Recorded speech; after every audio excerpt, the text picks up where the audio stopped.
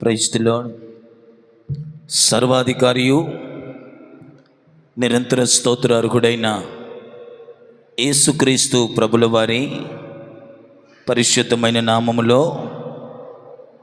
ఈ పునరుత్థానపు ఆరాధనలో పాలుభాగస్తులైన మీ అందరికీ నా హృదయపూర్వకమైన వందనాలు. అందరికి వందనాలు. బయటున్న మోషే గారికి వందనాలు, బయటున్న రవణయ్య గారికి వందనాలు, ప్రకాశ్మయ్య గారికి వందనాలు, బయట ఉన్నటువంటి ప్రతి ఒక్కరికి నా ప్రత్యేకమైన వందనాలు మీకు తెలియపరుస్తూ ఉన్నాను. ప్రభు మిమ్మల్ని అందరినీ దీవించునుగాక. ప్రభు మిమ్మల్ని అందరిని ఆశీర్వదించునుగాక. ప్రభు మీ అందరికీ తోడయుండి నడిపించునుగాక. ఈ శ్రేష్టమైన సమయంలో కాసేపు మనము దేవుని వాక్యాన్ని ధ్యానం చేద్దాం. కొన్ని దేవుని మాటలను మనం విని ఆశీర్వాదకరంగా మన గృహాలకి మనం వెళ్దాం.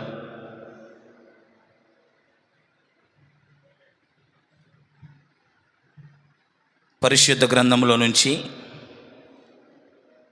మలాకి గ్రంథంలోనికి రండి. కొద్ది వారాలుగా ఈ మలాకి గ్రంథాన్ని మనం ధ్యానిస్తూ ఉన్నాము. మలాకి గ్రంథంలో నుంచి అనేకమైన పాఠములు మనము నేర్చుకుంటూ ఉన్నాము. మలాకి గ్రంథంలో నుంచి ప్రభు మనందరితో మాట్లాడుస్తూ వస్తూ ఉన్నాడు. మలాకి గ్రంథాన్ని దాదాపుగా ఇది 2వ నెల మలాకి గ్రంథం ప్రారంభించి, వారానికి ఒక ప్రశ్న. మలాకి గ్రంథంలో ఒక 8 ప్రశ్నలు ఉన్నాయని, ఆ 8 ప్రశ్నల్లో ప్రతి వారం ఒక ప్రశ్నను మనం ధ్యానిస్తూ వస్తూ ఉన్నాం. 8 ప్రశ్నలు మలాకి గ్రంథంలో మనకు కనబడతాయి. యూదులు, ఇశ్రాయేలీలు దేవుణ్ణి ఒక 8 ప్రశ్నలు అడిగారు. ఒక 8 ప్రశ్నలు యూదులు, ఇశ్రాయేలీలు దేవుణ్ణి అడిగారు. ఆ 8 ప్రశ్నలనే ప్రతి వారం మనం ధ్యానం చేస్తూ ఉన్నాం. ఆ 8 ప్రశ్నలలో ఇప్పటి వరకు ఎన్ని ప్రశ్నలు మనం ధ్యానించాం? 4 ప్రశ్నలను మనం ధ్యానించాం. ఇప్పటి వరకు ఒక 4 ప్రశ్నలను మనం ధ్యానం చేశాం. ఈ పునరుత్థానపు ఆరాధనలో మరొక ప్రశ్నలోనికి మనం వెళ్ళే ముందు 4 ప్రశ్నలు మనం ధ్యానించి ఉన్నాము కదా. మొదటి ప్రశ్న, ఆ ప్రశ్న ఏంటో స్త్రీలు చెప్తారు. జస్ట్ ప్రశ్న మాత్రమే చెప్పండి. దేవుణ్ణి యూదులు ఏమడిగారని మొదటి ప్రశ్న స్త్రీలు చెప్తారు, 2వ ప్రశ్న పురుషులు చెప్తారు, 3వ ప్రశ్న స్త్రీలు చెప్తారు, 4వ ప్రశ్న పురుషులు చెప్తారు. ఆ తదనంతరం 5వ ప్రశ్న నేను చెప్తాను. మొదటి ప్రశ్న, స్త్రీలు స్పందించండి. స్పందించాలి, ఇంకొంచెం గట్టి స్పందించండి. ఏ విషయమునందు నీవు మా ఎడల ప్రేమ చూపించితివందురు? యూదులు, ఇశ్రాయేలీలు దేవుణ్ణి అడిగిన మొదటి ప్రశ్న వివరించుకున్నాం, ధ్యానించుకున్నాం, పాఠాలు కూడా నేర్చుకున్నాం. 2వ ప్రశ్న, పురుషులు మీరు స్పందించండి అయ్యా. ఏమి చేసి మీ నామమును నిర్లక్ష్య పెట్టితిమి? యూదులు, ఇశ్రాయేలులు దేవుని అడిగిన 2వ ప్రశ్న, ఏమి చేసి మీ నామమును మేము నిర్లక్ష్య పెట్టాము? దీనిని కూడా ధ్యానించాం. దీని గురించి కూడా దీంట్లో నుంచి కొన్ని పాఠాలు మనం నేర్చుకున్నాం. ఇక 3వ ప్రశ్న, మరలా స్త్రీల వంతు. ఏమి చేసి నిన్ను అపవిత్రపరిచితిమి? ఇశ్రాయేలీలు, యూదులు 3వ ప్రశ్న దేవునికి ఆస్తున్నారు. ఎన్ని ప్రశ్నల పురుషాప్లా? ప్రశ్నలే కదా. ఏమి చేసి నీ నామాన్ని మేము అపవిత్రపరిచాం? ఏమి చేసి మిమ్మల్ని అపవిత్రపరిచమని మీరందరూ? 3వ ప్రశ్న ఇది. చిట్ట చివరిగా 4వ ప్రశ్న, పురుషులు స్పందించండి.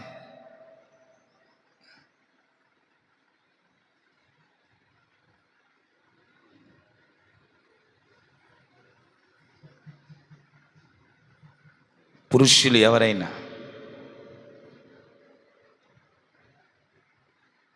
పాస్. స్త్రీలకి స్పందించండి. మీరు ఎవరైనా చెప్పలేదా? బలమైన నేరం నా మీద మోపడానికి ప్రయత్నం చేస్తున్నారే. 4వ ప్రశ్న చెప్పలేదా? చెప్పా, గత వారంలోనేగా చెప్పింది.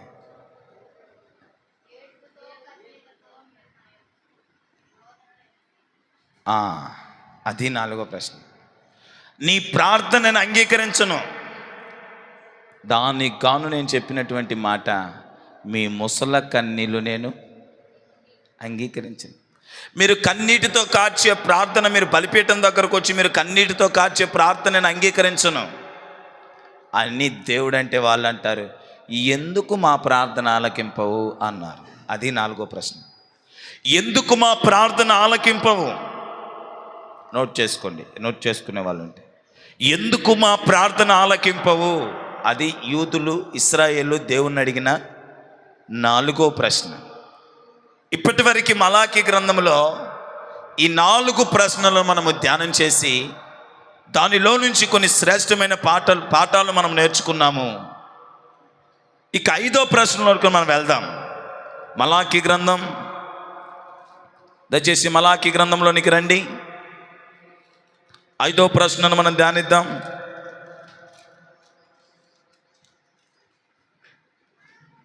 మలాకీ గ్రంథం 2వ అధ్యాయం 17వ వచనం.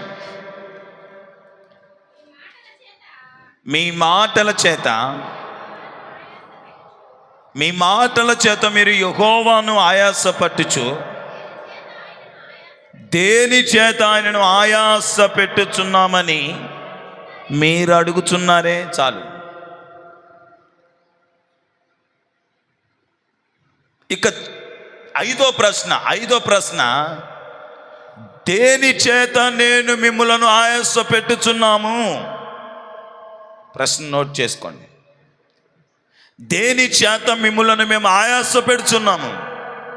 ప్రశ్న రాసుకొని ఆ ప్రశ్న ప్రక్కనే రెఫరెన్స్ రాసుకోండి. లేకుంటే రెఫరెన్స్ రాసుకొని రెఫరెన్స్ పక్కన ప్రశ్న రాసుకోగలిగితే మీకు మలాకీ గ్రంథం ఎప్పుడైనా చదివేటప్పుడు అర్థమవుతుంది. ఇశ్రాయేలీయులు, యూదులు అంటున్నారు, దేని చేత మిమ్మల్ని ఆయాస పెట్టాం? దేని చేత ఆయాస పెట్టాం మిమ్మల్ని? వారు దేవుణ్ణి అడుగుతున్నటువంటి పరిస్థితి. దేవుడు అంటున్నాడు, మీరు నన్ను ఆయాస పెట్టారు. ఆయాసం అంటే పాయాసం కాదు. ఆయాసం అంటే కష్టపెట్టడం, ఇబ్బంది పెట్టడం, బాధ పెట్టడం. దేని చేత మిమ్మల్ని ఆయాస పెట్టామని దేవుడు అంటాడు, మీరు నన్ను ఆయాస పెట్టారు. మీరు నన్ను ఆయాస పెట్టారు.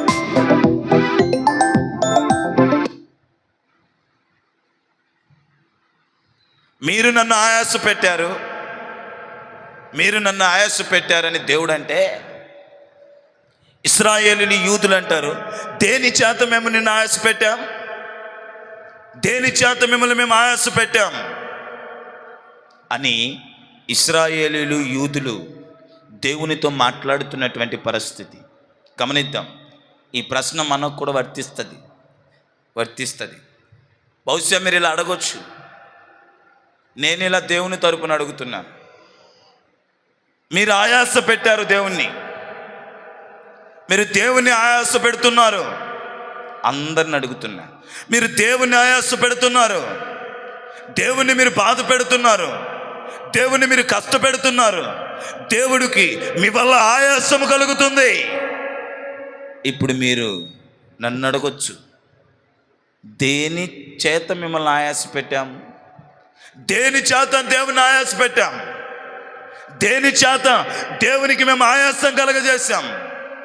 దేనిని బట్టి మేము దేవునికి ఆయాసమును పుట్టింప చేశామని మీరు దేవుని ప్రశ్నించవచ్చు. యూదులు ఇశ్రాయేలు ప్రశ్నించినట్టు, యూదులు ఇశ్రాయేలు అడిగినట్టు మీరు కూడా అడగవచ్చు.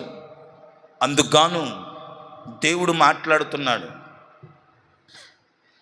దేని చేత మిమ్మల్ని ఆయాస పెట్టామని యూదులు ఇశ్రాయేలు అడిగినప్పుడు, ఇదిగో ఈరోజు కూర్చున్నటువంటి మీరు కూడా దేని చేత మేము ఆయన ఆయాస పెడుతున్నాం, దేని చేత ఆయన మేము బాధ పెడుతున్నాం, దేని చేత దేవుని మేము కష్టపెడుతున్నాం అని మీరు ప్రశ్నిస్తే, మేము దేవుని సంతోష పెడుతున్నాం కదా, మేము దేవుని ఆనందపరుస్తున్నాం కదా, పరిచర్యకు సహకరిస్తున్నాం, కావలసిన భోజన పదార్థాలు కావలసిన భోజన వసతులు ఏర్పాటు చేస్తున్నాం, పరిచర్య కావలసిన కానుకలు ఇస్తున్నాం, మేము దేవుని సంతోష పెడుతున్నాం, మేము దేవుని ఆనంద పెడుతున్నాము, మీరేమో దేవుని ఆయాస పెట్టినామంటున్నారు. దేని చేత మేము దేవుని ఆయాస పెడుతున్నాం,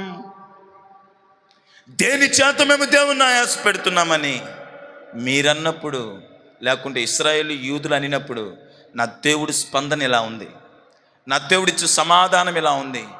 మీ మాటల చేత నన్ను ఆయాస పెడుతున్నారు. పాయింట్ నెంబర్ 1, ప్రథమ పాయింట్. దేని చేత దేవుని మనం ఆయాస పెడుతున్నాం అని మనము దేవుని ప్రశ్నించగలిగితే, లేకపోతే దేని చేత మీరు దేవుణ్ణి, మేము దేవుని ఆయాస పెడుతున్నామని మీరు ప్రశ్నించిన, లేదంటే మీ స్థానంలో ఇశ్రాయేలీయులు యూదులుండి దేని చేత మేము ఆయనను ఆయాస పెడుతున్నామని వారు ప్రశ్నించిన, అందరికీ దేవుడు ఇవ్వగలిగిన ఒక సమాధానం, మీ మాటల చేత నన్ను ఆయాస పెడుతున్నారు, మీ మాటల చేత నన్ను ఆయాస పెడుతున్నారు, మీ మాటల చేత నన్ను ఆయాస పెడుతున్నారు. మాటల చేత ఆయాస పెట్టడం ఏంటి? మీరు నిద్రపోయి నన్ను ఆయాస పెడుతున్నారు, నిద్రపోయి నన్ను ఆయాస పెడుతున్నారు, నన్ను బాధ పెడుతున్నారు, నన్ను ఇబ్బంది పెడుతున్నారు. రికార్డ్ వెళ్తుంది, వినండి. నేను చెప్పుకోలేను సారికి అది నాకు చిగ్గుచేటు. మా సంఘ బిడ్డలు నిద్రపోతున్నారంటే సారికి లైవ్లో నిద్రలేయమ్మా, మా నిద్రలేయి తల్లి, నిద్రలేయి. బాధాకరమైన విషయమే కదా అది. మీ పేర్లు చెప్పి అప్లోడ్ చేస్తా, రేపు ఉదయాన్నే స్టేటస్ అదే పెడతా. తిరుపతమ్మ, నిద్రపోయి నువ్వు ఆయాస పెడితేవి నన్ను. ఉదయాన్నే మీరు నా స్టేటస్ చూసేసరికి తెల్లపాడు ప్రాంతంలో తిరుపతమ్మ ఎవరో పాస్టర్ గారిని ఆయాస పెట్టిందంట. ఏం చేసి ఆయాస పెట్టింది? నిద్రపోయి ఆయాస పెట్టింది. మేల్కొండమ్మ, కాసేపు వినండి. బహుశా ఈ ప్రశ్న కూడా దేవుడికి ఇది అడిగినా కూడా ఈ ప్రశ్న కూడా, ఈ ఆలోచన ఇచ్చినా కూడా, దీని గురించి మాట్లాడినా కూడా పెద్ద సందేహించిన అవసరం లేదు. నిద్ర పెట్టి దేవుని ఆయాస పెడుతున్న వాళ్ళు కూడా మీరు లేకపోలేదు. ప్రశాంతంగా ఒక మంచి నిద్ర వేసి ప్రభువుని ఆయాస పెట్టేవాళ్ళు కూడా మీరు లేకపోలేదు, ప్రభువుని బాధ పెట్టేవాళ్ళు కూడా మీరు లేకపోలేదు. ఎందుకు? దేవుడేమో మీతో మాట్లాడాలని ఇష్టముతో, ఆశతో, తృష్ణతో ఇక్కడొచ్చి నిలబడితే మీరు శుభ్రంగా నిద్రిస్తుంటే దేవుడికి ఆయాసం కాక పాయాసం అవుతుందా? ఆయాసమే అవుతుంది. మీరు శ్రద్ధగా విన్నారనుకో, అది దేవునికి సంతోషం, అది దేవునికి పాయాసం, ఆనందం. పాయాసం తీపి గుర్తు. తీపి ఎప్పుడు పెడతారు? సంతోష సమయాల్లోనే పెడతారు. కనుక నా ప్రియమైనటువంటి వాళ్ళు వినండి, జాగ్రత్తగా వినండి. మాటల చేత మీరు నన్ను ఆయాస పెడుతున్నారు, మీ మాటల చేత నన్ను ఆయాస పెడుతున్నారు అన్నారు. ఏ మాటల చేత దేవుని ఆయాస పెడుతున్నారు ఈ యూదులు ఇశ్రాయేలీయులు? ఏ మాటల చేత దేవుని ఆయాస పెడుతున్నారు యూదులు ఇశ్రాయేలీయులు? వాక్యంలో మనం గమనిద్దాం. అక్కడికి రండి. 2వ అధ్యాయం 17వ వచనం చదవండి. 15 నుంచి మొదటి నుంచే చదవండి. మీ మాటల చేత మీరు యెహోవాకు ఆయాస పెట్టుచు దేని చేత ఆయనను ఆయాస పెట్టుచున్నామని మీరు అడుగుచున్నారు. మాటల చేత దేవునికి ఏం పెడుతున్నారంట? ఆయాసం. మొదటి మాట అది. మాటల చేత దేవునికి మనం ఆయాసాన్ని కలిగిస్తున్నామంట. మన మాటల చేత దేవుని ఆయాస పెడుతున్నామంట. ఈరోజు నేను 5వ ప్రశ్నను మీతో మాట్లాడుతున్నాను కదా, ఇదే 5వ ప్రశ్నలోనే మరొక ప్రశ్న కూడా యాడ్ అవుద్ది. మలాకీ గ్రంథం 3:13లో కూడా మీరు చదివితే, 3:13లో కూడా చదివితే అక్కడ కూడా మాటల చేత దేవుణ్ణి ఆయాస పెట్టినట్టు మనకు కనపడుతుంది. అది కూడా ఒక ప్రశ్న, అది కూడా మనకు ప్రశ్న. అది మనకు 8వ ప్రశ్న కిందికి వస్తుంది. క్షమించండి, 7వ ప్రశ్న క్రిందికి వస్తుంది. 7వ ప్రశ్న 5వ ప్రశ్నను కలిపి మీతో ఈరోజు నేను మాట్లాడుతున్నా, జాగ్రత్తగానండి. 7వ ప్రశ్నను 5వ ప్రశ్నను కలిపి మీతో మాట్లాడుతున్నా. కావాలంటే ఆ మలాకి గ్రంథంలో 3వ అధ్యాయంలో 13వ వచనాన్ని చదవండి. యెహోవా సెలవిచ్చినదేమనగా, నన్ను గూర్చి మీరు బహుగర్వపు మాటలు పలికి నిన్ను గూర్చి ఏమి చెప్పితిమందురు. ప్రశ్న, దేవుని గురించి కొన్ని గర్వపుతో కూడిన మాటలు మాట్లాడి వీళ్ళు అంటారంట, నిన్ను గూర్చి మేమేమి చెప్పితిమి, మేమేం పలికాము, నీ గురించి మేమేం మాట్లాడాం అని మీరు అంటారు. ప్రశ్న ఇది. 7వ ప్రశ్న. 5వ ప్రశ్న 7వ ప్రశ్నను కంబైన్ చేసి మీతో ఈరోజు మాట్లాడబోతున్నా. Praise the lord. 8 ప్రశ్నలు అన్నా. ఇప్పటికి ఎన్ని ప్రశ్నలు చెప్పా? 4 చెప్పా. ఈరోజు ఎన్ని చెప్పబోతున్నా? 2 చెప్పబోతున్నా. ఏ ప్రశ్నలు? 5వది 7వది, 5వది 7వది. వచ్చే వారం 6 చెప్తా. 6. ఎందుకంటే ఈ 5వ ప్రశ్న 7వ ప్రశ్న 2 ఒక్కలాగానే ఉన్నాయి, లేవా? 2 ఒకేలాగా ఉన్నాయి, గమనించండి. ఈ 2వ అధ్యాయం 17వ వచనంలో మనం చూస్తున్న 5వ ప్రశ్నలో నీ మాటల చేత నన్ను ఆయాస పెడుతున్నారని దేవుడు అన్నాడు. 3వ అధ్యాయం 13వ వచనంలో మీ గర్వపు మాటల చేత ఏం చేస్తున్నారంట? నన్ను గూర్చి గర్వపు మాటలు పలికి నిన్ను గూర్చి ఏమి చెప్పిత్తమని మీరందరూ. దేవుని గూర్చి గర్వపు మాటలు మాట్లాడి నీ విషయంలో మేమేం మాట్లాడాం, మేమేం మాట్లాడలేదే అన్న కోణంలో మాట్లాడుతున్నారు. 2 ప్రశ్నలు ఒకేలా ఉన్నాయా లేవా? ఉన్నాయా లేవమ్మా? ఉన్నాయా లేవా? 2 ప్రశ్నలు ఒకేలాగా ఉన్నాయి. మాటల చేత ఆయాస పెడుతున్నారు. గర్వపు మాటలు మాట్లాడి దేవుని గురించి మాట్లాడకూడని గర్వపు మాటలు మాట్లాడి ఏం మాట్లాడితే ఏం పలికితమని మరలా ప్రశ్నిస్తున్నాను. 2 ఈక్వల్గా ఉన్నాయి కనుకనే ఆ 2 ప్రశ్నలను ఈరోజు ధ్యానం చేస్తున్నాను. ఒకటి 5వ ప్రశ్న, 7వ ప్రశ్న, 2 కలిపి నేను ఈరోజు మీతో మాట్లాడుతున్నాను. ఫైనల్గా మీకు 8 ప్రశ్నలు సమాధానాలు దొరుకుతాయి. ఓకేనా? Praise the Lord, praise the Lord. విందాం. దేని విషయమై నేను ఆయాస పెడుతున్నామంటే దేవుడు అంటాడు, మీ మాటలతో నన్ను ఆయాస పెడుతున్నారు, మీ మాటల చేత నన్ను ఆయాస పెడుతున్నారు. ఇంతకు మన మాటల చేతను లేకపోతే ఇశ్రాయేలు మాటల చేత ఆయన ఎక్కడ ఆయాసపడ్డాడు, దేని విషయమై మాటల చేత ఆయాసపడ్డాడు అని మనం గమనిస్తే ఇక కింద నుంచి చదవండి అక్క, 17 కింద నుంచి. దుర్మార్గులు యెహోవా దృష్టికి మంచివారు, వారి యందు ఆయన సంతోషపడును, లేక న్యాయకర్త దేవుడు ఏమాయను అని చెప్పుకొనుచున్న చేతనే మీరు ఆయనను ఆయాస పెడుతున్నారు. విందాం. మాటల చేత ఆయనను మనం ఆయాస పెడుతున్నాం, లేదా ఇశ్రాయేలీలు యూదులు మాటల చేత ఆయన ఆయాస పెడుతున్నారు, మాటల చేత ఆయాస పెడుతున్నారు. పార్ట్ ఏ అని పెట్టుకోండి. మాటల చేత ఆయాస పెడుతున్నారు నెంబర్ 1 పాయింట్ అయితే, దాంట్లో పార్ట్ ఏలో ఏ మాటల చేత ఆయాస పెడుతున్నారంటే, వాళ్ళు ఏం మాటలు మాట్లాడుతున్నారంటే, ఇప్పుడు మీరు చదివారే, దుర్మార్గులు యెహోవా దృష్టికి మంచివారు. విందాం. ఈరోజు నేను చెప్పే ఈ మాటల్లో మీరు కూడా ఉండకపోరు. దుర్మార్గులు దేవుడి దృష్టికి మంచివారు, వినాలా? వారి యందు ఆయన సంతోషపడును. మరలా చదువుతున్నా. దుర్మార్గులు యెహోవా దృష్టికి మంచివాళ్ళు, వారి యందు ఆయన సంతోషపడునని యూదులు ఇశ్రాయేలీలు మాట్లాడుతున్నారంట. ఆ మాటలు దేవుడికి ఎలా ఉన్నాయి? ఆయాసకరంగా ఉన్నాడు. ఆ మాటలు దేవుడికి ఆయాసకరంగా ఉన్నాయి. ఏ మాటలు? దుర్మార్గులు యెహోవా దృష్టికి మంచివారు. వారి యందు ఆయన సంతోషపడును. మీరు చెప్పండి, దుర్మార్గులు దుష్టులు యెహోవా దృష్టికి మంచివారా? చెప్పండి. దుర్మార్గులు దుష్టులు యెహోవా దృష్టికి మంచివారా?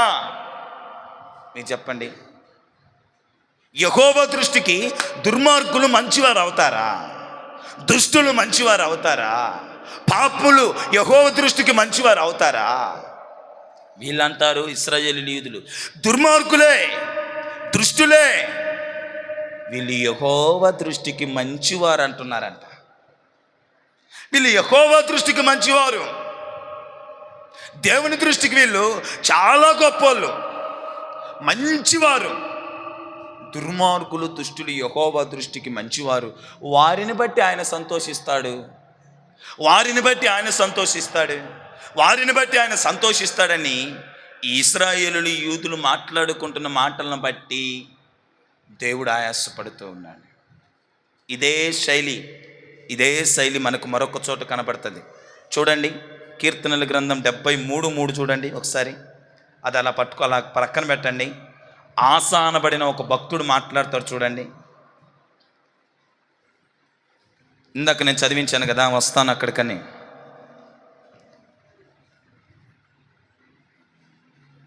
డెబ్బై 73లో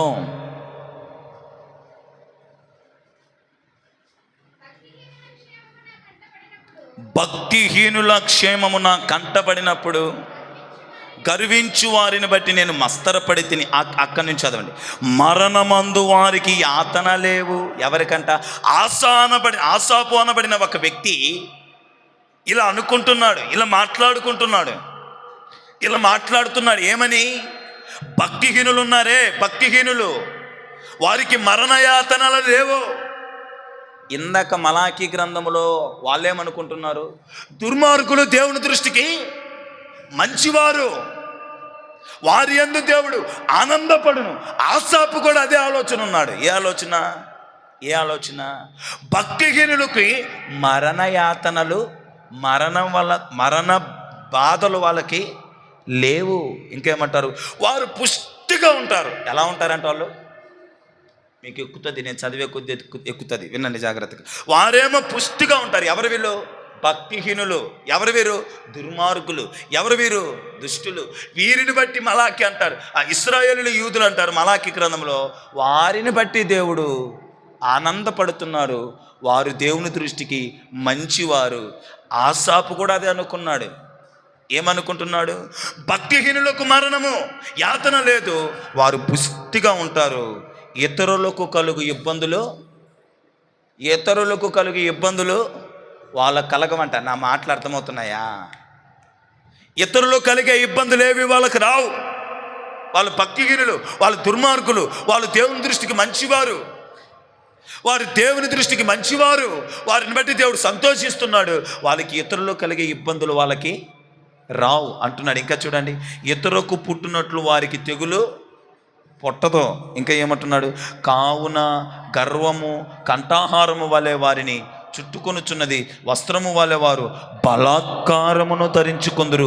క్రొవ్వు చేత వారి కన్నులు మెరకలై ఉన్నవి, వారి హృదయాలోచనలు బయటికి కానవచ్చుచున్నవి. ఎగతాళి చేయుచు, వినండి, ఎగతాళి చేయుచు బలాత్కారము చేత జరుగు కీడును గురించి వారు మాట్లాడుదురు, గర్వంగా మాట్లాడుదురు. ఆకాశము తట్టు వారు ముఖము ఎత్తుదురు, వారి నాలుక భూసంచారము చేయును, వారి జనము వారి పక్షమున చేరును, వారు జలపానము సమృద్ధిగా చేయుదురు. దేవుడు ఎట్లు తెలుసుకొనును? మహోన్నతునికి తెలివి లేదని వారు అనుకొందురు. ఇదిగో ఇట్టివారు భక్తిహీనులు. ఇక్కడ నుంచి చదవండి. వీరు ఎల్లప్పుడూ నిశ్చేత గలవారై ధనాభివృద్ధి చేసుకొందురు. భక్తిహీనులు ఎలా ఉంటారంటే, ఆసాపు అనుకుంటున్నాడు, వారికి మరణయాతన లేవు, వాళ్ళని పుష్టిగా తిని బాగా సమృద్ధిగా ఉంటారు. ఇంకా వినాలా? ప్రసన్నక వినండి. వాళ్ళకి ఇంకా ఏముందంట? వాళ్ళు పుష్టిగా ఉంటారు, వాళ్ళకు మరణయాతన లేదు, వారు నిశ్చయత గలవారై ధనాభివృద్ధి చేసుకుంటారు. వారి నిశ్చయత ఉంటుంది, వారు బాగా ధనాన్ని సమకూర్చుకుందరు. అప్పుడు ఆసాప్ అంటాడు ఈ మాటలన్నీ ఆసాప్ అంటున్నాడు. భక్తిహీనులకేమో వారికి మరణయాతన లేదు. విందామన్నా, అందరు వినండి. భక్తిహీనులకి మరణయాతన లేదు, భక్తిహీనులు పుష్టిగా ఉంటారు, భక్తిహీనులకి ఏ నిశ్చయత లేదు, భక్తిహీనులు సమృద్ధిగా ధనాన్ని సమకూర్చుకొని బ్రతుకుతుంటారు. సమృద్ధిగా ధనాన్ని సమకూర్చుకొని బ్రతుకుతుంటారని ఆసాపు కూడా తన హృదయంలో బాధను వ్యక్తపరుస్తున్నాడు. Praise the Lord. శబ్దం గట్టిగా praise the Lord, praise the Lord. మలాకీ గ్రంథములో యూదులు ఇశ్రాయేలీలు దుష్టులు దేవుని దృష్టికి మంచివారు, దుష్టుల యందు దేవుడు ఆనందించును అని చెప్పిన మాటలే ఈ 73వ కీర్తనలో ఆసాపు కూడా అదే అనుకుంటున్నాడు. ఏమనుకుంటున్నాడు? భక్తిహీనులకు మరణయాతనలు లేవు, భక్తిహీనులు ఎప్పుడు పుష్టిగా ఉంటారు, భక్తిహీనులు బాగా ధనాన్ని సమకూర్చుకొని సమృద్ధిగా ఉంటారు, వారికి ఏ కష్టము లేదు అని ఆసాపు కూడా తన హృదయంలో అనుకుంటున్నారు. ఇశ్రాయేలీలే కాదు, భక్తుడైన ఆసాపు కూడా తన హృదయంలో అదే ఆలోచన కలిగి ఉన్నాడు. భక్తుడైన ఆసాపు కూడా తన హృదయంలో అదే ఆలోచన కలిగి ఉన్నాడు. మీకు ఇంకొక వ్యక్తిని చూపిస్తాను, భక్తుడు. ఈ భక్తుడు ఆలోచించుడు ఎలా ఉందో. అతని పేరు హబక్కుకు. ఒకసారి రండి. హబక్కుకు 1వ అధ్యాయం 2వ వచనం. 1వ అధ్యాయం 2వ వచనం. యెహోవా, నేను మొర్ర పెట్టినను నీవెన్నాళ్ళు ఆలకింపకుందువు, బలాత్కారము జరుగుతున్నది. నేను నీకు మొర్ర పెట్టినను నీవు రక్షింపకయున్నావు, నన్నెందుకు దోషమును చూడనిచ్చుచున్నావు? బాధ నీవెలా ఊరకనే చూచుచున్నావు, ఎక్కడ చూచినను నాశనము, బలాత్కారమే రేగుచున్నది. అయినను అందువలన ధర్మశాస్త్రము నిరర్థకమైనను, న్యాయము ఎన్నను జరగకుండా మానిపోయిను. భక్తిహీనులు వచ్చి నీతిపరులను చుట్టుకొందురు, న్యాయము చెడిపోయినది. అన్యజనులలో జరుగునది చూడండి, ఆలోచించండి, కేవలము విస్మయము నొందండి. మీ దినములలో నేను ఒక కార్యము జరిగింతును. విందాం. హబక్కుకు ఒక భక్తుడు, విందాం. ఆసా ఒక భక్తుడు. వీళ్ళు కూడా దేవుణ్ణి ఏమని అడుగుతున్నారంటే, యెహోవా, బలాత్కారము జరుగుతుంది, ఇంకా దోషము జరుగుతుంది. ఇంకా ఏమంటున్నాడు? జగడములు కలహములు రేగుచున్నాయి, అందువల్ల ధర్మశాస్త్రము ఫెయిల్ అయిపోయింది, ధర్మశాస్త్రము నిరర్థకమైపోయింది, న్యాయము ఎక్కడను జరగకుండా మానిపోయిను. భక్తిహీనులు వచ్చి నీతి పనులు చుట్టుకొందురు, న్యాయము చెడిపోవచ్చున్నది. నువ్వెందుకు నా మొర ఆలకించట్లేదు? నువ్వెలా చూస్తున్నావు? విందాం. ఇతని వేదన కూడా ఏంటంటే, భక్తిహీనులు బాగుంటున్నారు,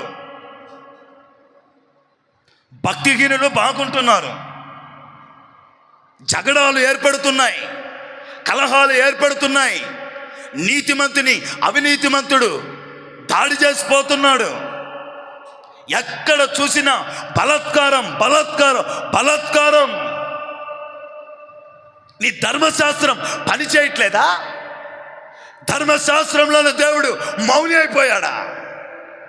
ధర్మశాస్త్రంలో ఉన్న దేవుడు ఇదంతా ఎలా చూస్తున్నాడు అని దేవునిని మాట్లాడుతున్నటువంటి పరిస్థితి హబక్కుకు. Praise the lord. మీకు అర్థమవుతుందా? మలాకీ గ్రంథములో ఇశ్రాయేలు యూదులు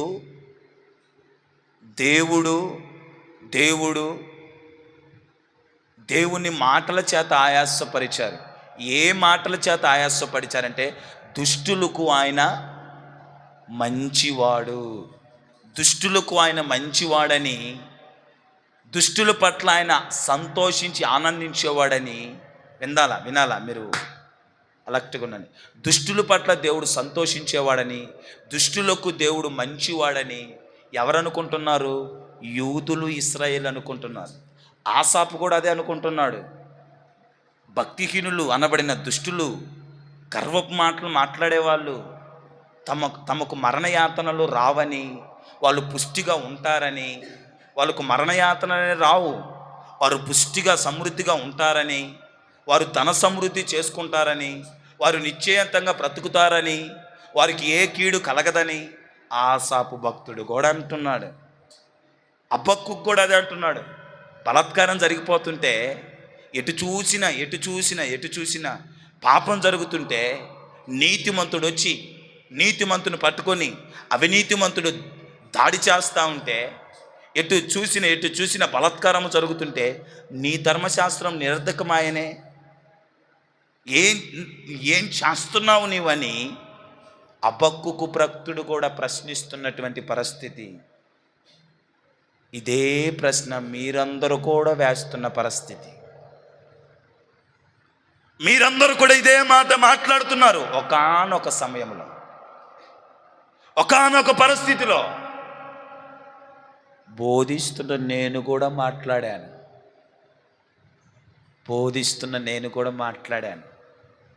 చెప్పనా?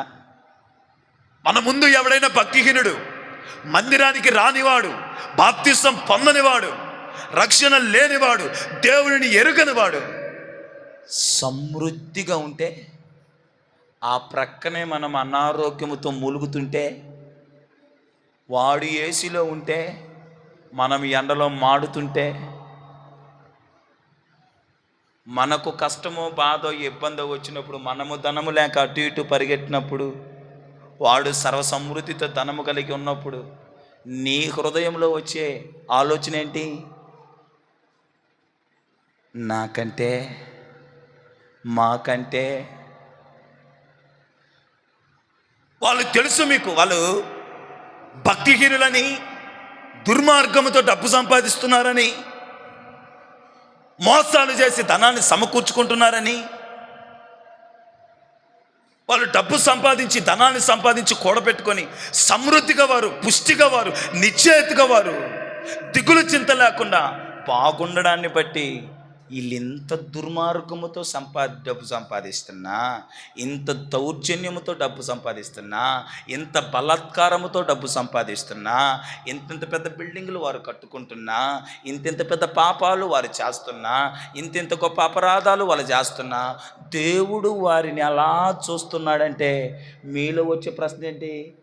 దేవుడు దుర్మార్గులకి ఏమై ఉన్నాడు? మంచోడైనట్టున్నాడు.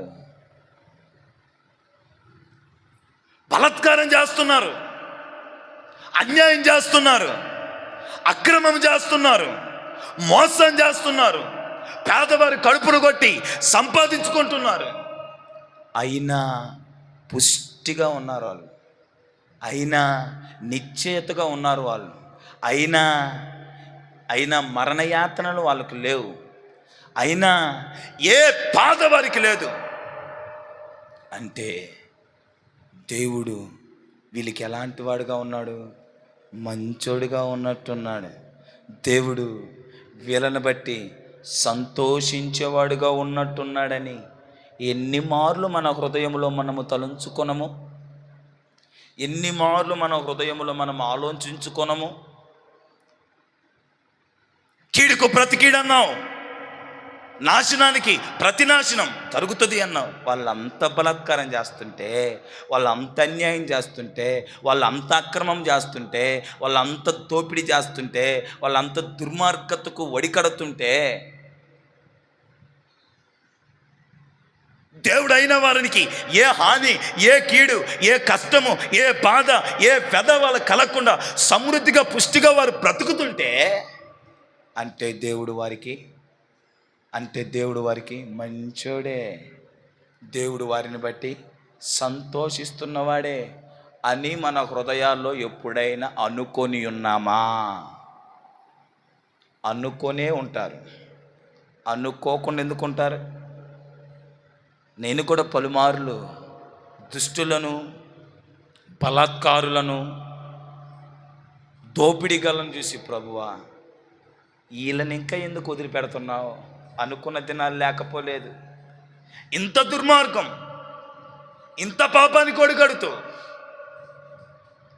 ఇంత బలాత్కారం, ఇంత వేదన కలగజేసి, నీతిమంతులు యథార్థమంతులు కూడా విడవకుండా వాళ్ళ మీద దాడి చేసి ఇబ్బంది పెట్టి వేదన కలగ చేస్తుంటే నువ్వేం చేస్తున్నావు?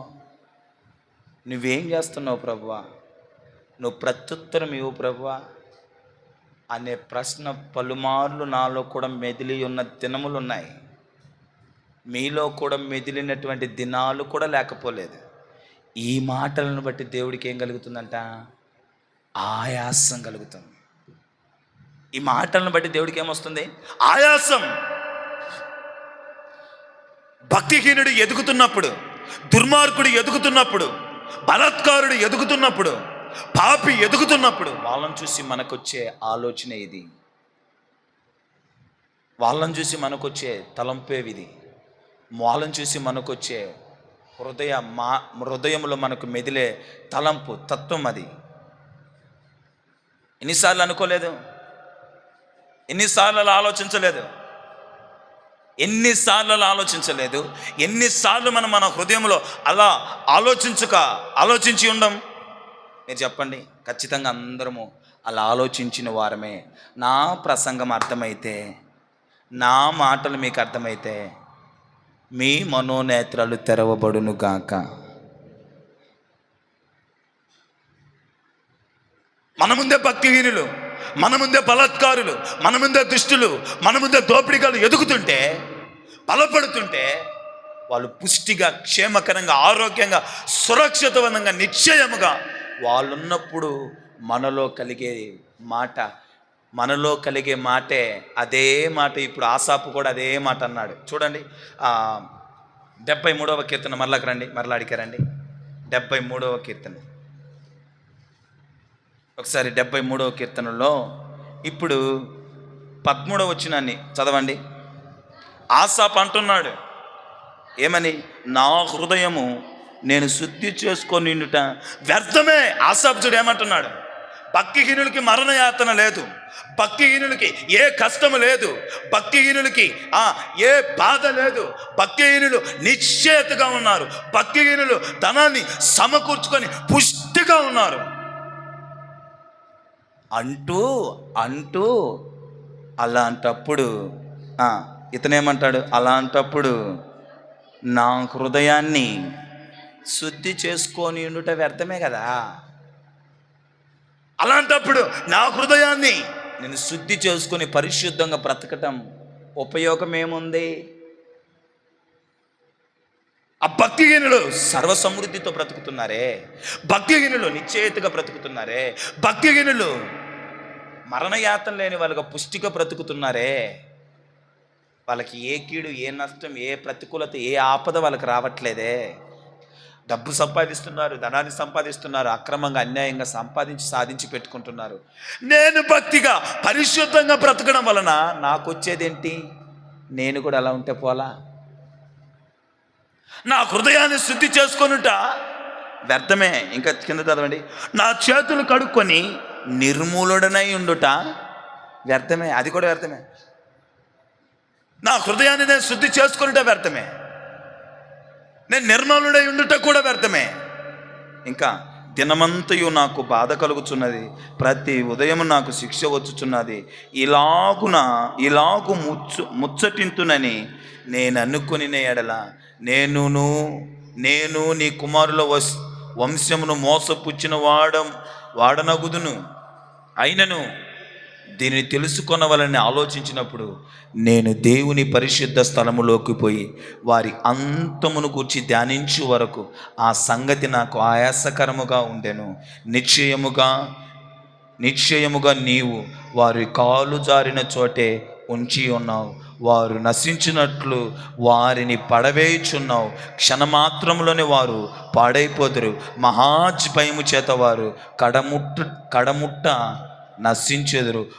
మేలుకొనినవాడు తాను కన్న కల మరిచిపోనట్లు ప్రభువు నీవు మేలుకొని వారు బ్రతుకును తృణీకరింతువు. నా హృదయము మత్సరపడెను, నా అంతరింద్రియములలో నేను వ్యాకుల పడి నేను తెలివిలేని పశుప్రాయుడనైతిని, నీ సన్నిధిని మృగం వంటి వాడనైతిని. ఎందుకు నేను తెలివిలేని పశుప్రాయుడను, నీ సన్నిధిలో నేను మృగం వంటి వాడనైతిని అంటున్నాడంటే మొదట ఏమన్నాడు దేవుణ్ణి ఆసాపు? మొదట ఆసాపు ఏమన్నాడంటే భక్తిహీనులకు మరణయాతన లేదు, భక్తిహీనులు పుష్టిగా ఉంటారు, భక్తిహీనులు నిశ్చయతగా ఉంటారు, భక్తిహీనులు ధన సమృద్ధి కలిగి బ్రతుకుతారు, వాళ్ళకి ఏ కొరత ఉండదు అంటూ మళ్ళీ ఏమన్నాడు ఇమ్మడే, నేను పరిశుద్ధంగా బ్రతకడం వ్యర్థమే కదా, నేను నీతిగా బ్రతకడం వ్యర్థమే కదా, నేను నిందారహితుడిగా బ్రతకడం వ్యర్థమే కదా, నా పాపాలు నా దోషాలు కడుక్కొని నేను బ్రతకడం వ్యర్థమే కదా అని మరలా ఏం ఆలోచించాడంటే, కాదు ఈ సంగతి ఏదో నేను తెలుసుకోవాలని దేవుని మందిరంలోకి పోయి ఆలోచించడం ప్రారంభించాడంట. దేవుని మందిరంలోకి వెళ్ళి ఆ ధ్యానించడం ప్రారంభిస్తే అప్పుడు ఆయనకి ఏమర్థమైందంటే, భక్తిహీనుల స్థితిగతి ఏమవునో అక్కడ రాయబడింది. క్షణమాత్రంలోనే వాడు ఏమైపోతారంట, పాడైపోతారు. భక్తిహీనులు క్షణమాత్రంలోనే ఏమైపోతారంట, పాడైపోతారంట. మహాభయం చేత వారు ఏమవుతారు, నశించిపోతారు. మహాభయం చేత వారు నశించిపోతారంట, మహాభయం చేత. 18 నిశ్చయముగా నీ వారు కాలు జారిన చోటనే ఉంచి ఉన్న వారిని నశించినట్లు వారిని పడవేచున్నావు. వారిని దేవుడు వదిలిపెట్టడు. దుర్మార్గులను, దుష్టులను, బలాత్కారులను, భక్తిహీనులను, అన్యాయం చేసే వాళ్ళని, అక్రమం చేసే వాళ్ళని, ఇలాంటి వాళ్ళని వదిలిపెట్టడు. మొదట వాళ్ళు ధన సమృద్ధి ఉండొచ్చు, మొదట వాళ్ళు పుష్టిగా ఉండొచ్చు, మొదట వాళ్ళు నిశ్చయతగా ఉండొచ్చు, మొదట వాళ్ళు మరణయాతన లేని వారు కూడా ఉండొచ్చు, బాధ లేని వారుగా ఉండొచ్చు. కానీ వాళ్ళ స్థితి ఎలాంటిది, కాళ్ళు జారు చోటనే వాళ్ళు అడుగులు ఉన్నాయంట.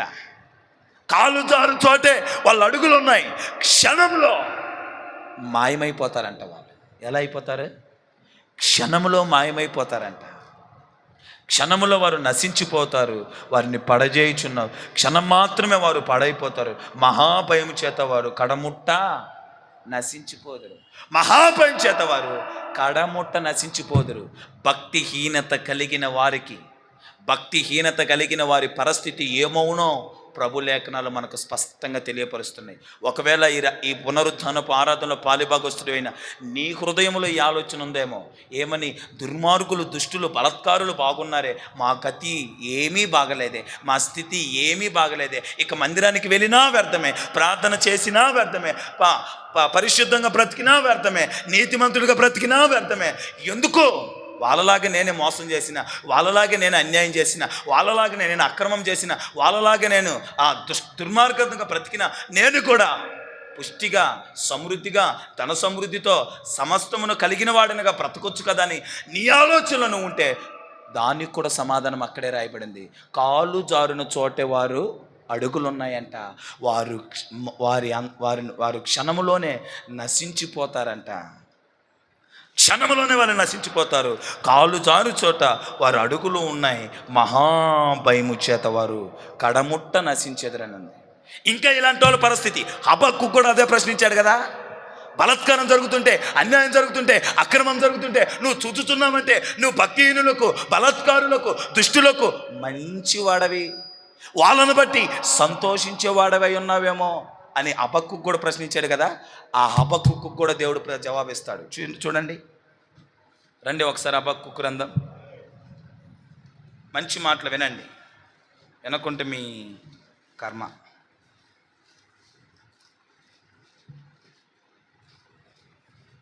లోకంలో బ్రతుకుతున్నప్పుడు మనకు వచ్చే ఆలోచనలు ఎలా ఉంటాయి. హబక్కు 1వ అధ్యాయం 2వ వచనం మీద చదివారు కదా, క్రింద నుంచి చదవండి.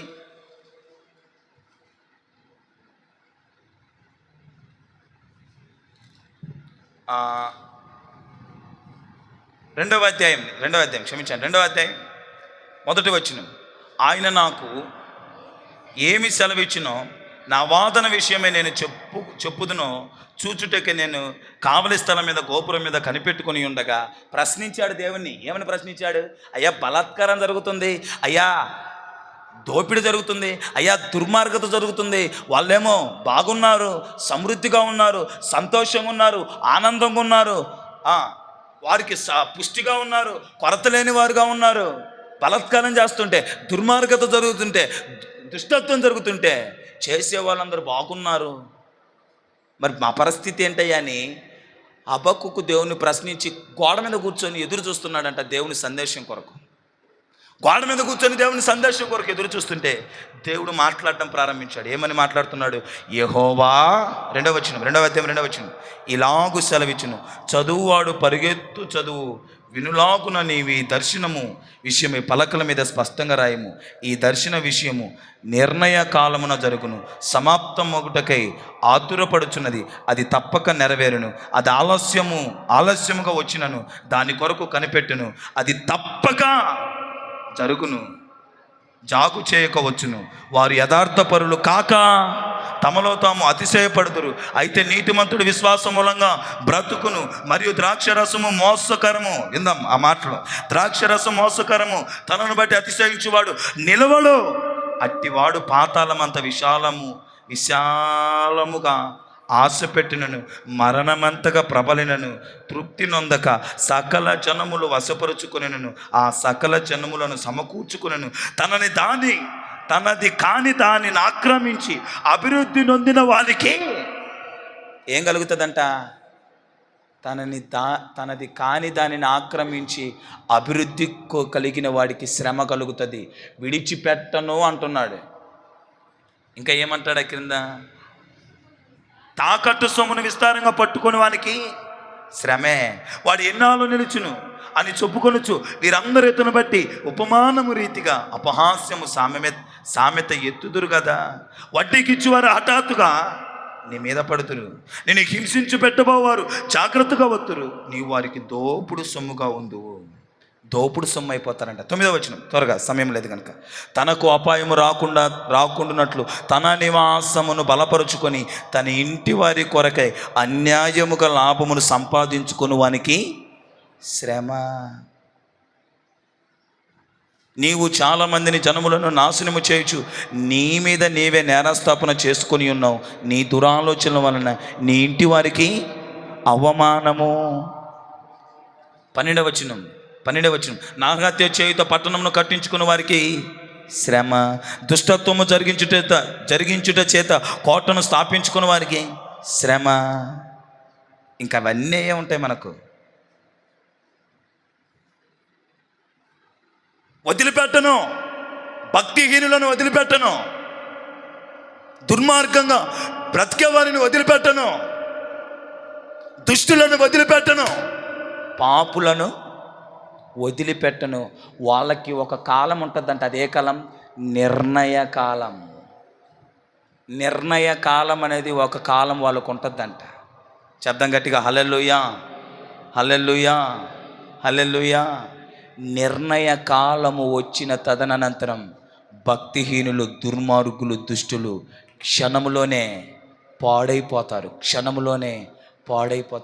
మహాభయము చేత వాళ్ళు కుప్పకూలిపోతారు. వాళ్ళకి ఏం కలుగుతాయి? శ్రమే కలుగుతుంది.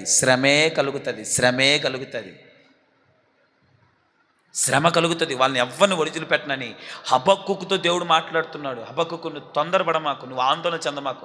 నేనేదో భక్తిహీనులకు మంచివాడినని, భక్తిహీనుల పట్ల సంతోషించేవాడిని నువ్వు అనుకుంటున్నావు. ఆసాపుతో కూడా అదే అంటాడు, భక్తిహీనులకు, దుర్మార్గులకు, దుష్టులకు నేను సహకారుణ్ణి, వారికి సహకరిస్తాను, వాళ్ళకి మేలు చేస్తాను, వాళ్ళకి ఉపకారం చేస్తాను నువ్వు అనుకుంటున్నావు. వాళ్ళకు ఒక నిర్ణయ కాలం ఉంది. క్షణకాలంలోనే వాళ్ళు నశిస్తారు. భయము చేత వాళ్ళు కుప్పకూలిపోతారు. ప్రతి విషయాన్ని బట్టి వాళ్ళకి ఏం కలుగుతుంది? శ్రమ కలుగుతుంది. నిర్ణయ కాలం ఉంది. మీకు ఆదికాండం 15వ అధ్యాయంలో ఒక మాట చూపిస్తాను. ఆదికాండం 15వ అధ్యాయం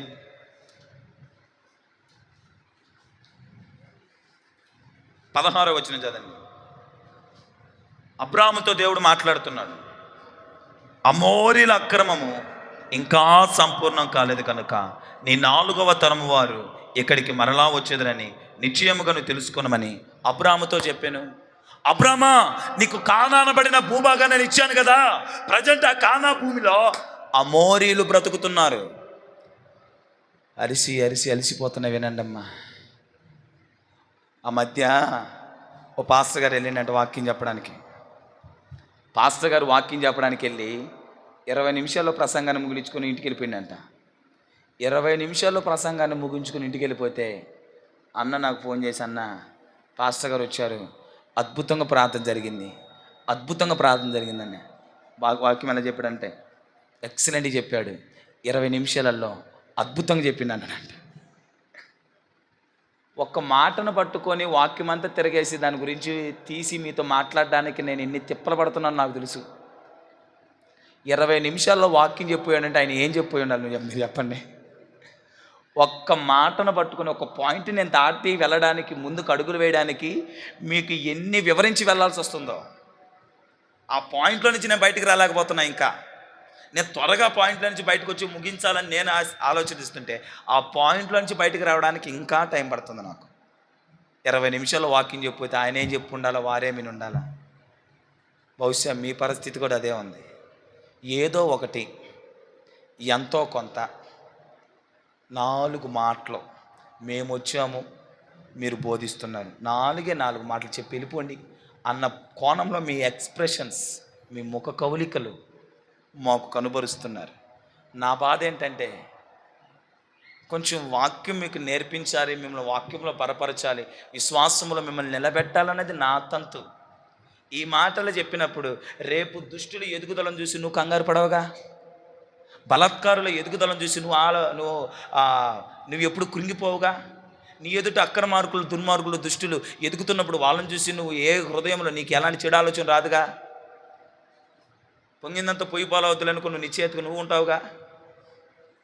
ఈ మాటలు మనకు ఆదరణ కలగజేస్తాయి. ఈ మాటలను బట్టి ఎప్పుడు మనం దేవుణ్ణి వాళ్ళకి అట్లా చేస్తున్నా మాకు ఇట్లా చేయదని ప్రశ్నించముగా.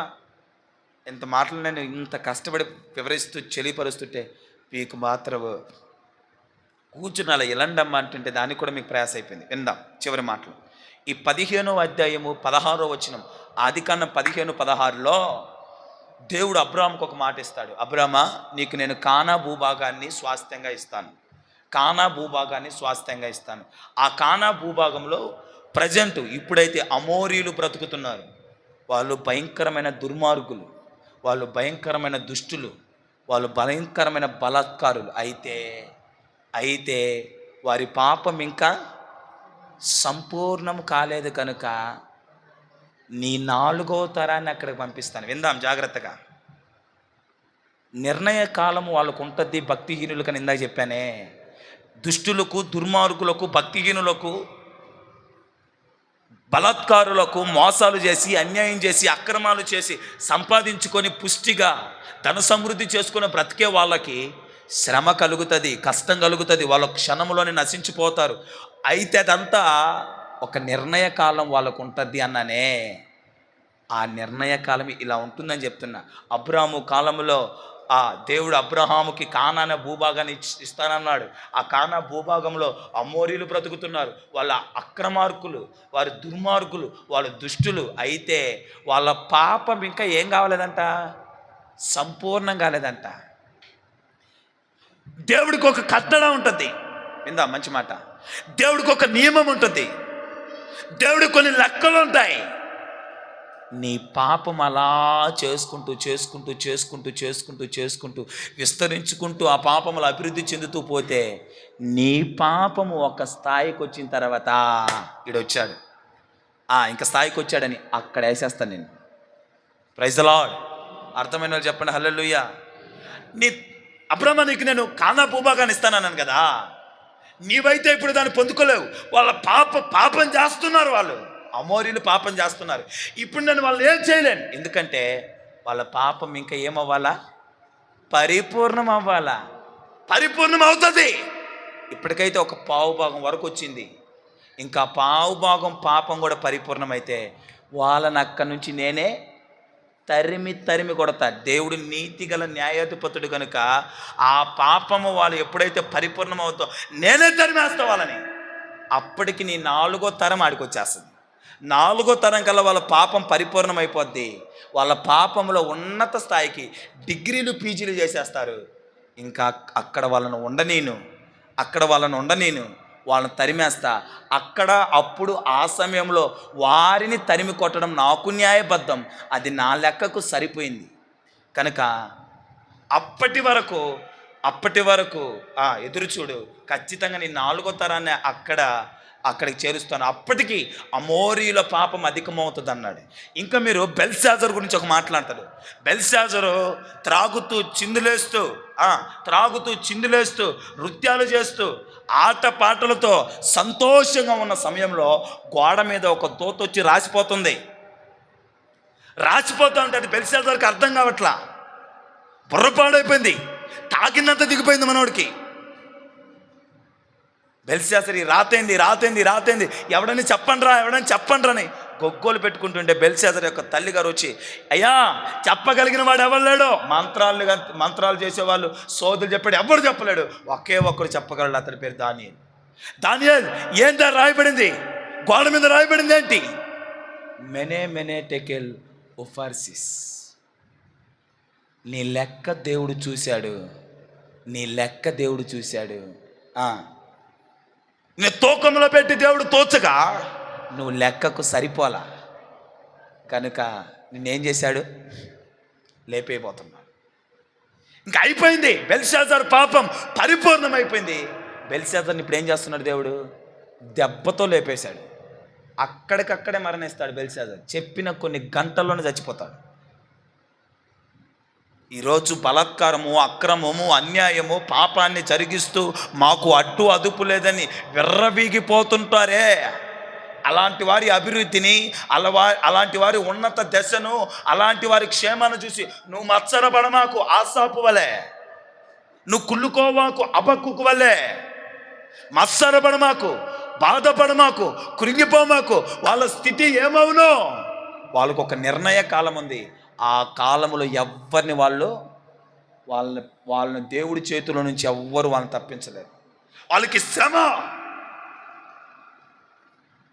వాళ్ళు నాశనమైపోతారు, క్షణంలో నాశనమైపోతారని దేవుడు సమాధానం ఇస్తున్నాడు. Praise the lord.